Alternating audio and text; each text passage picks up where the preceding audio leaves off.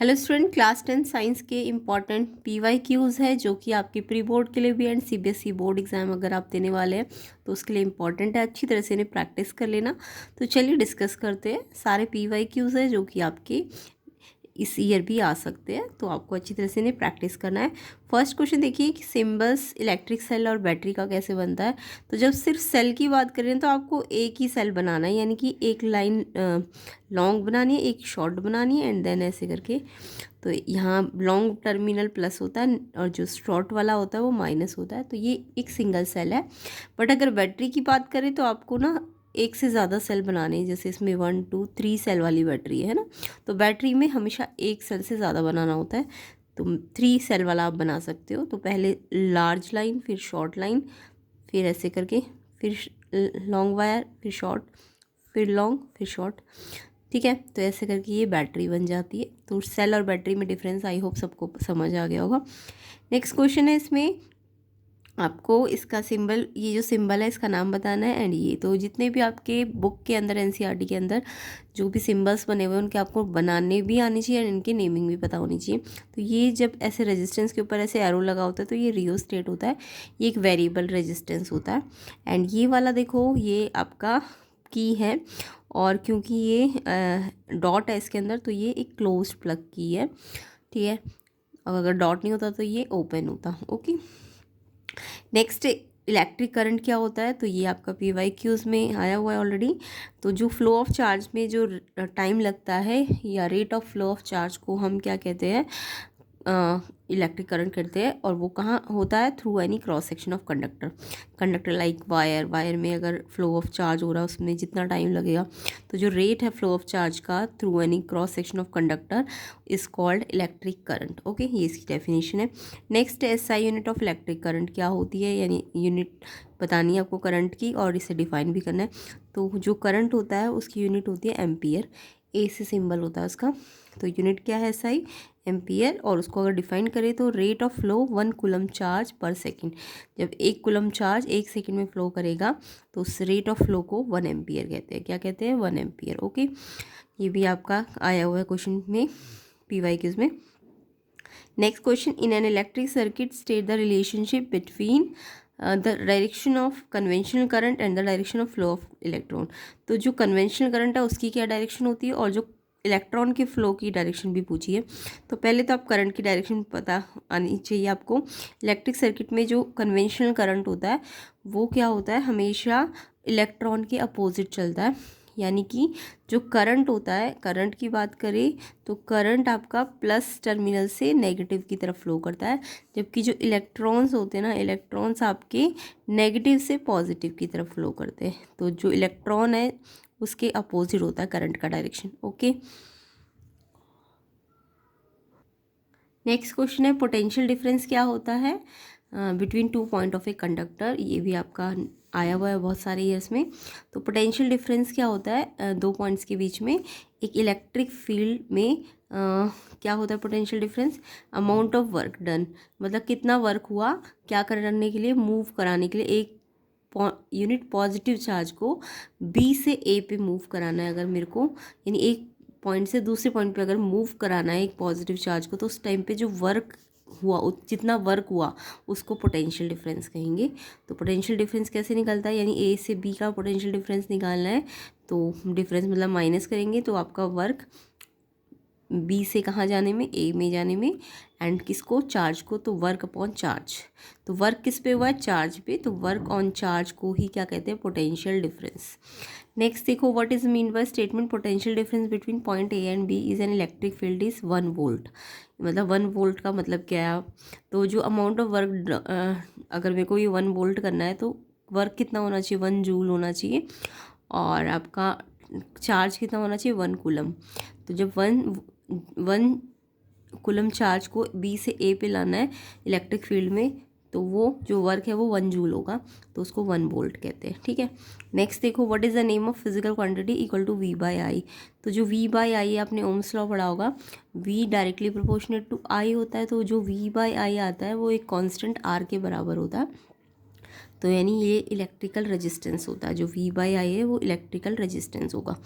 Next देखो, when do you say that the resistance of wire 1 ohm, resistance की unit होती है ओम, तो 1 ओम का आपको डेफिनेशन देना है। तो रेजिस्टेंस ऑफ वायर 1 ओम कब होता है, जब 1 एम्पियर करंट फ्लो करेगा through the wire has to maintain a potential difference 1 volt, यानी ये भी 1 होना चाहिए, ये भी 1, यानी 1 एम्पियर जो करंट फ्लो करेगा क्या पोटेंशियल देने के लिए, 1 वोल्ट पोटेंशियल देने के लिए। तो उस टाइम पे कितना रेजिस्टेंस होता है वायर का, 1 ओम। ठीक है, नेक्स्ट है the potential difference across the terminals of his cell is 1.5 volt connected with resistance 30 ohm, calculate the current. तो आपको मैंने रेजिस्टेंस का भी फॉर्मूला बताया है, V बाई आई होता है ना। तो रेजिस्टेंस का फॉर्मूला अगर V बाई आई है तो इस फॉर्मूले में आप रख दो तो आपका करंट निकल जाएगा। तो या फिर I का भी फॉर्मूला आप निकाल सकते हो।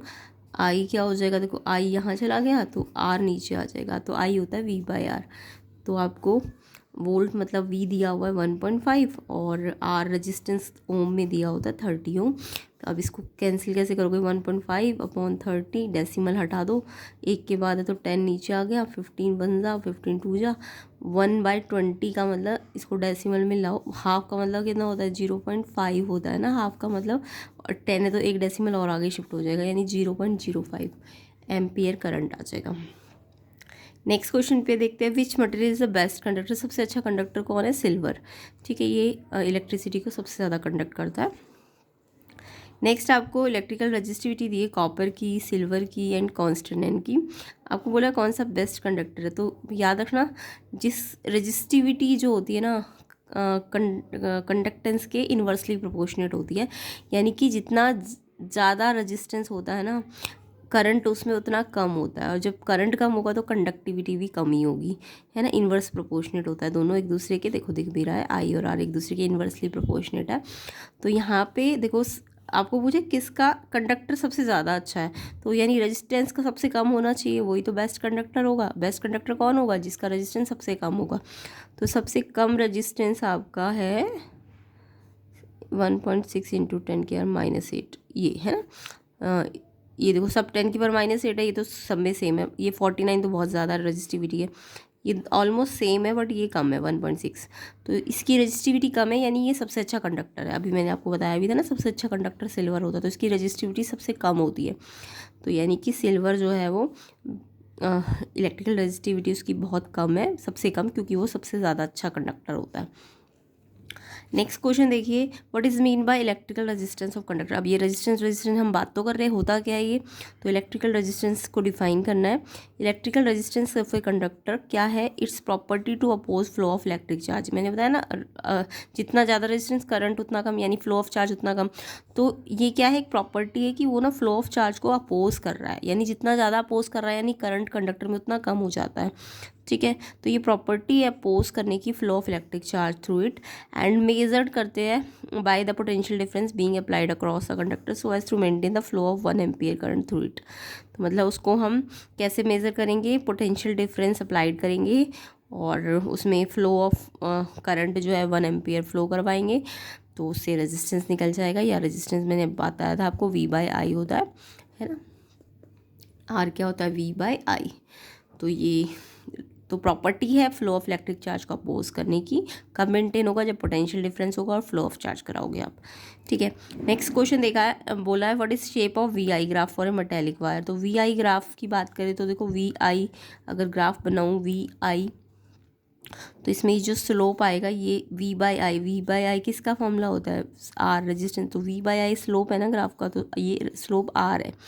ठीक है, तो इन्होंने बोला शेप कैसी होती है वी आई ग्राफ की मेटेलिक वायर में, तो मेटेलिक वायर में ये जो लाइन आती है ना स्लोप की वो स्ट्रेट लाइन होती है। तो ये straight incline line passing through the origin से पास होगी, क्योंकि V मेटेलिक वायर में डायरेक्टली प्रोपोर्शनेट होता है I के, तो इसलिए वो स्ट्रेट लाइन आती है। ठीक है, नेक्स्ट क्वेश्चन है the resistance of resistor kept constant and the potential difference across it two end is decrease to half of its former value, state the change that will occur in the current flowing through it. तो यहाँ पे बोला है कि resistance तो constant है, वो तो कांस्टेंट होता है किसी भी एक गिवन मटेरियल का, बट पोटेंशियल डिफरेंस को हमने क्या किया, टू एंड्स का डिक्रीज़ कर दिया, यानी कि वो हाफ कर दिया हमने। तो पूछा है क्या करंट में कोई चेंज आएगा, तो हमें करंट का फॉर्मूला पता है ओम्स लॉ से, आई वी बाई आर। तो आप वी इक्वल, ओम्स लॉ के मेन फॉर्मूला होता है V equal to I R, उससे आप आर भी निकाल सकते हो, आई भी निकाल सकते हो। तो आई होता है वी बाई आर, ठीक है। तो आई वी के डायरेक्टली प्रोपोर्शनेट है ना, तो आई अगर वी के डायरेक्टली प्रोपोर्शनेट है, तो अगर आपने वी को हाफ डिक्रीज़ किया है तो आई भी तो डायरेक्टली प्रोपोर्शनेट है ना, तो इसलिए यानी जो करंट है ना वो भी क्या हो जाएगा, 1/2 ही हो जाएगा, ठीक है, प्रीवियस वैल्यू का, क्योंकि वी और आई डायरेक्टली प्रोपोर्शनेट होते हैं। नेक्स्ट क्वेश्चन है keeping the potential difference constant, यानी वी कांस्टेंट करा तो रेजिस्टेंस जो है डबल्ड हो गया। तो आपको पूछा एमीमीटर कैसी की रीडिंग में क्या चेंज होगा। तो एमीमीटर एक्चुअल में करंट मेजर करता है, एमीमीटर एक इंस्ट्रूमेंट है जो करंट मेजर करता है। तो एमीमीटर मीन्स करंट की बात कर रहे हैं, तो करंट की रीडिंग पूछी है इनमें, इन्होंने क्या चेंज आएगा। तो अगर वी कांस्टेंट है बट रेजिस्टेंस तो डबल किया है ना, तो